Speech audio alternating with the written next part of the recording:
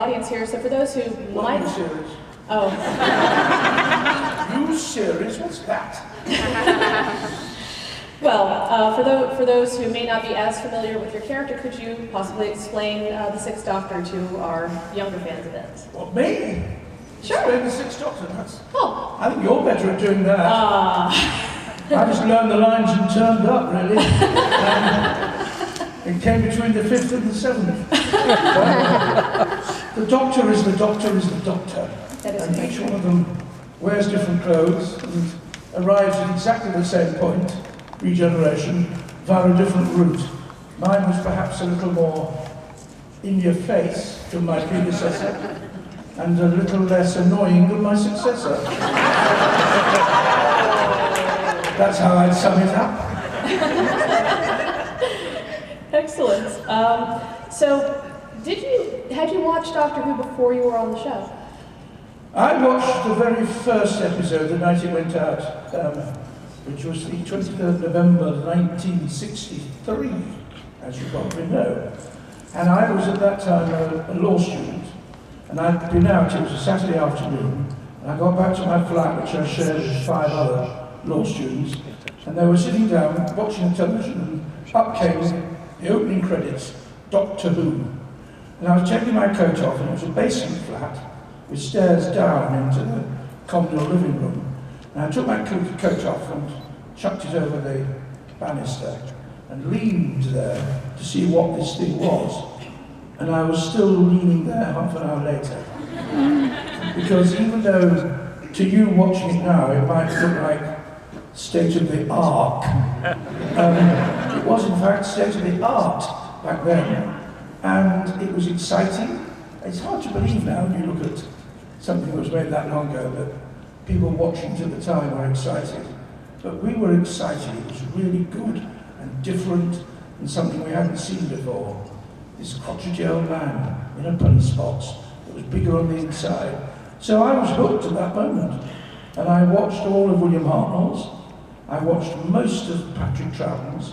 And by the time John Pertwee came along, I was by that time a working actor, having changed jobs from being a lawyer.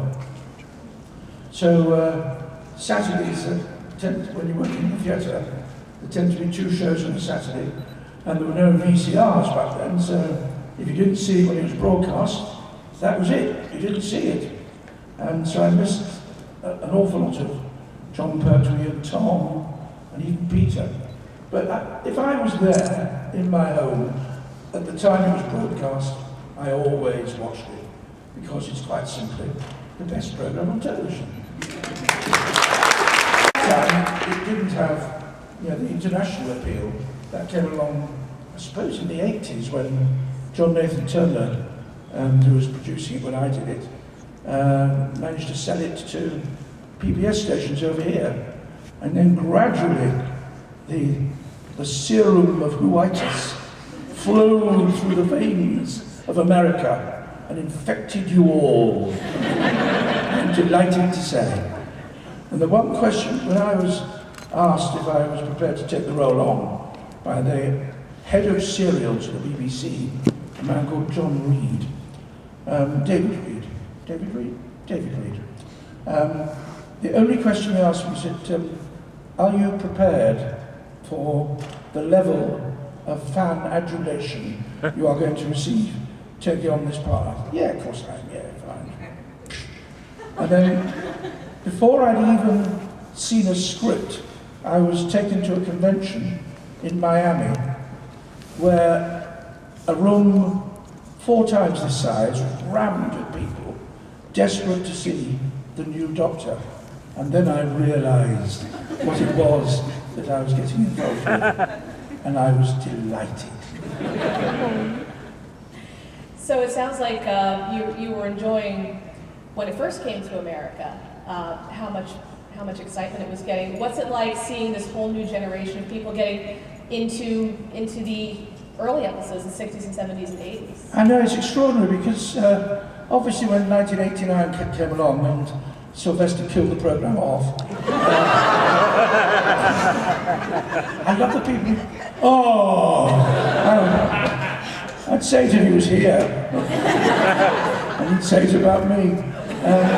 When the programme ended in 1989, and the years went by, and only, it wasn't for 2 or 3 years, there was nothing. And then Big Finish had the courage to apply for a license to do Doctor Who audio, and thank goodness the flickering candle never quite went out. It was reignited by Big Finish. So Doctor Who was ticking along, albeit on a lower flame, it was ticking along. But I don't think anybody that time ever predicted that the level of success of the show would be as high as it's now become. Because back in the 80s, when it was popular, I might go to America 2 or 3 times a year for a convention. Now, I think this year I'll have been over here 20 times by the time the year is over. And the BBC now seems to love the show. But it was a bit embarrassed about it back in the 80s. The people who make television programmes didn't want to be associated with the old rubbish that was churned out, all those years in the past. They want to make new programmes.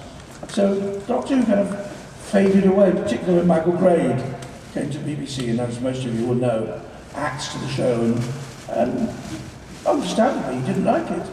So fair enough, if you don't like something and you're in charge, you get rid of it. But even though he's never quite acknowledged it, it was a mistake. But the mistake was rectified when another man who was, in many ways, I've met him a few times, very like John Nathan Turner, Russell T. Davies came along.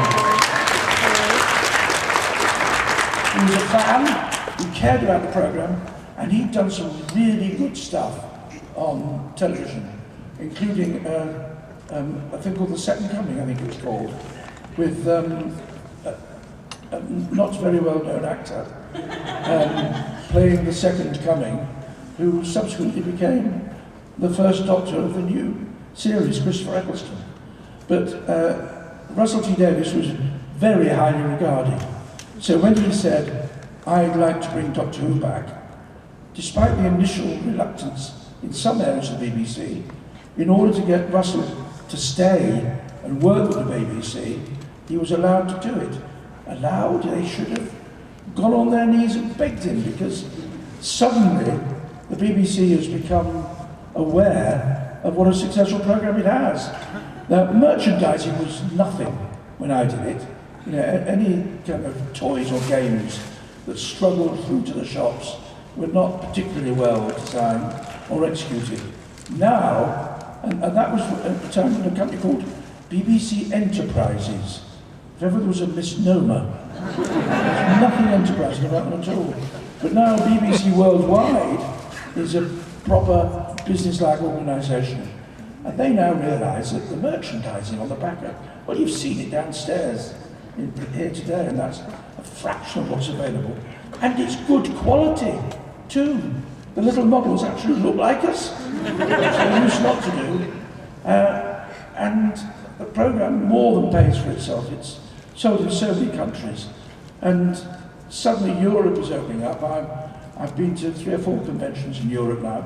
I should be in Dusseldorf in a few weeks, and then I should be in Milan, and Doctor Who is what's doing it. And it seems that sci-fi is no longer niche. I mean, there were programmes on the BBC called like Life on Mars, you know, like and Good Night Sweetheart was another one, both of which depend on time travel for the story to work. And suddenly they've realised that time travel and spacey, timey-wimey stuff is not a niche for geeks. Everybody rather likes it. We're all geeks. Everyone wants to escape. Fiction, from the time the first person picked up a pen to write a story, is about finding a better place, finding a better way, somebody who can right the wrongs. You know, going back to King Arthur and the Round Table, or all the Norse legends of great warriors who fought to bring, well, not always the right, Sometimes it was to bring bloodshed, but there's always been a kind of impossible dream. Don Quixote tilting at windmills. And that's what Doctor Who is about. It's about a man who may or may not be able to help you when you think nobody else will help you. And that is the treasure that sci-fi can bring. And I've spoken to so many people who've either read other sci-fi books or seen Doctor Who, and being a part of that has helped them through tough times. And loads of people, I mean, it's just uplifting how many people have said, if it wasn't for Doctor Who, I'd be dead. Someone once said to me, I was about to kill myself. And someone lent me a DVD of Doctor Who, and he said it just rang something in his head. Something clicked, and he thought life was worth living.